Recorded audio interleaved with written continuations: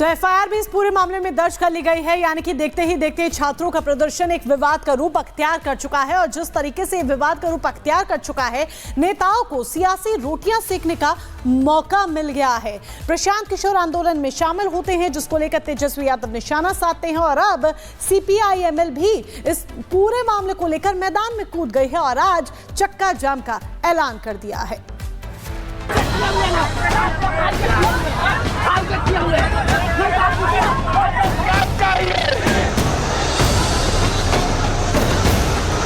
इस बीपीएससी के आंदोलन को कुछ लोगों ने गुमराह करने की कोशिश की। यह आंदोलन को खत्म करने की साजिश है। सुना आपने, पटना में पिछले 2 हफ्ते से जारी बीपीएससी अभ्यर्थियों के आंदोलन को लेकर आरजेडी नेता तेजस्वी यादव बोल क्या रहे हैं? क्या आंदोलन को गुमराह करने की एक कोशिश है? क्या आंदोलन को खत्म करने की साजिश रची जा रही, या फिर छात्र आंदोलन के बहाने सियासी दल अपनी सियासत चमकाने की अब कोशिशों में जुटे हैं?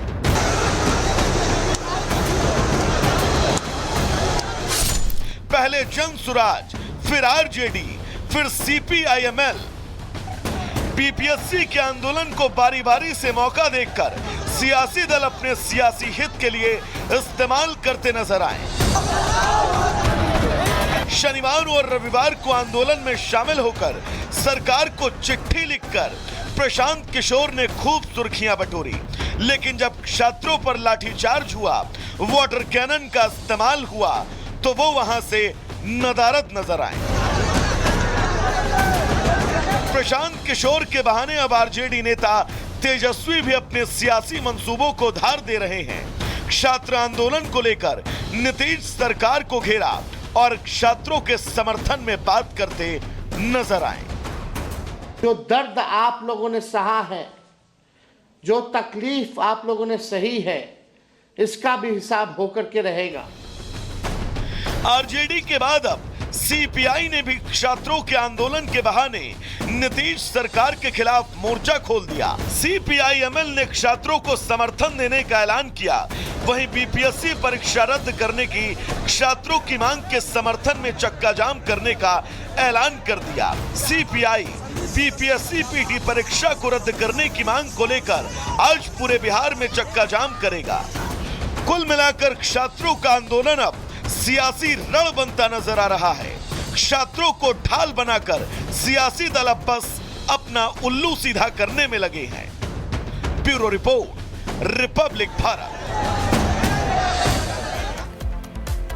और चलिए बढ़ेंगे आगे और अब बात करेंगे मौसम के डबल अटैक की। जी हाँ, देखिए लगातार बर्फबारी पहाड़ों में जारी है और इसका असर अब मैदानी इलाकों में भी देखने को मिल रहा है। लगातार जो तापमान है वो लुढ़कता हुआ जा रहा है। मोनिका, बिल्कुल तापमान लुढ़क रहा है और पहाड़ों पर जहां बर्फ की सफेद चादर बिछी हुई नजर आ रही है, तो वहीं दूसरी तरफ मैदानी इलाकों की अगर बात करें तो मैदानी इलाकों में अभी लोगों की परेशानी और बढ़ने वाली है, क्योंकि तापमान गिरेगा, सर्दी और बढ़ेगी।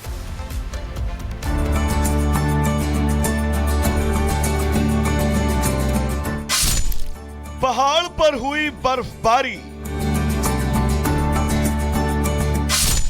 मैदान पर संकट भारी।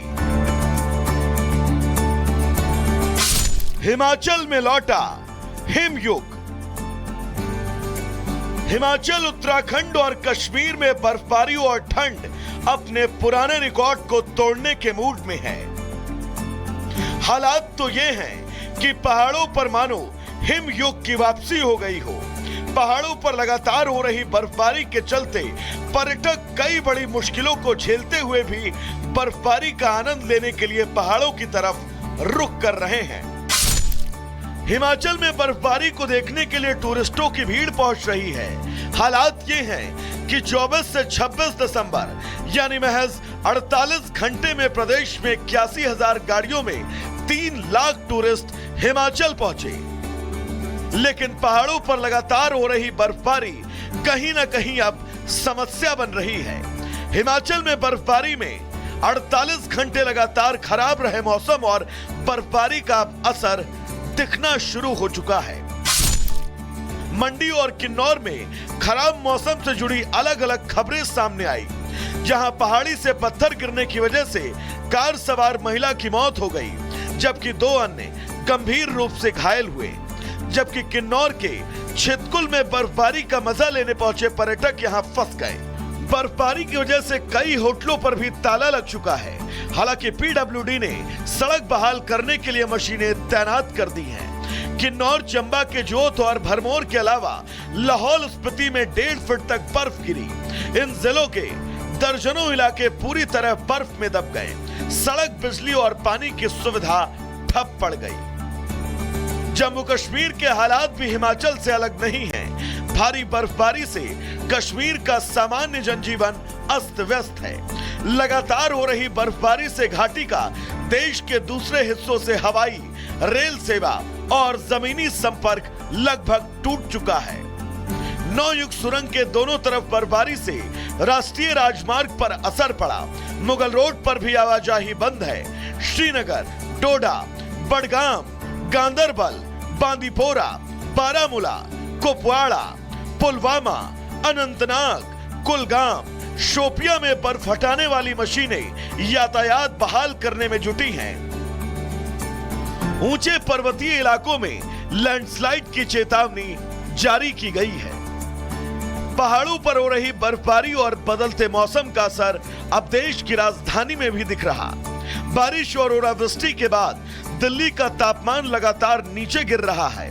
29 दिसंबर को राजधानी का अधिकतम तापमान 18 डिग्री दर्ज किया गया, जो सामान्य तापमान से 2 डिग्री कम था।